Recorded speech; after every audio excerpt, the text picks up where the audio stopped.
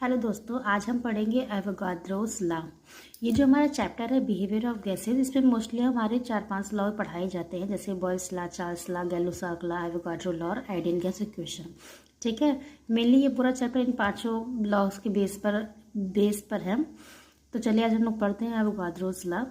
According to this law, equal volume contain equal number of molecules at same temperature and pressure is called as Avogadro's law। Means इनके law के हिसाब से जो हमारा equal volume होगा वो directly proportional होगा हमारे इक्वल नंबर ऑफ मॉलिक्यूल्स के, जिसमें हमारा जो टेम्परेचर और प्रेशर रहेगा वो होगा कांस्टेंट होगा, और हमारा जो वॉल्यूम रहेगा वो डायरेक्टली प्रोपोर्शनल होगा नंबर ऑफ मोल्स के। ठीक है, मतलब number volume of gas directly proportional number of molecules के या directly proportional number of moles के। तो हम लोग इन दोनों को मिला के एक ये क्वेश्चन लिख सकते हैं, जो हमारा वॉल्यूम ऑफ गैस है directly proportional number of volume के, मतलब डायरेक्टली प्रोपोर्शनल है नंबर ऑफ मोल्स के। ठीक है, अगला हमारा जो इक्वेशन है वो ideal gas equation. Ideal gas equation हमारा कोई बहुत बड़ा लॉ नहीं है, जो जनरली हम लोग ऐसा मतलब मान लेते हैं कि बहुत टफ है, ऐसा कुछ भी नहीं है। मेनली आपको ये 3-4 लॉ होने चाहिए। ये क्या है कि सारे लॉ का कंबाइंड फॉर्म है।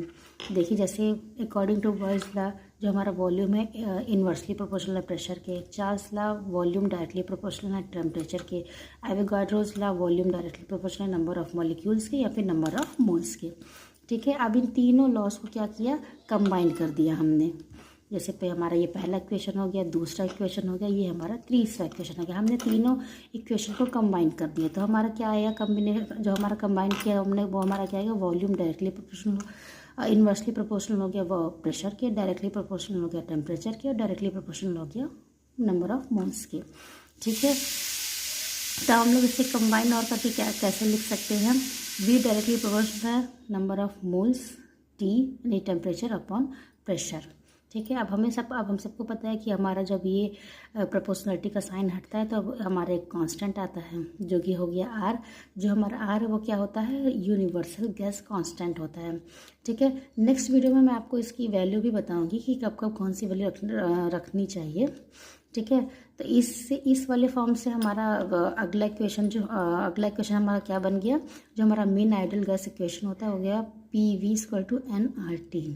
ठीक है, इस वाले को हम लोग जब कंबाइन करेंगे यानी रीअरेंज करेंगे तो हमारा ये इक्वेशन जो मेन इक्वेशन है वो हमें मिल जाएगा। अगर हम लोग यहाँ से आर की वैल्यू निकालें तो आर बराबर क्या हो जाएगा, PV=NT